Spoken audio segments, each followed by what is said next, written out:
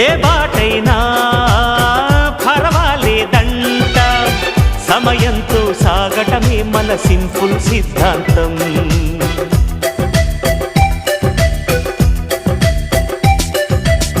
చిరుగాలికి పరిమళమిచ్చే సిరిమల్లెల వనమై ఉందాం, గగనాన్ని నేలను కలిపే హరివిల్లుల బంతెన అవుదాం. ఆనందం అంటే అర్థం మనమంతా, ప్రతి పూట పాటై సాగే హుషారు సరిగమలో.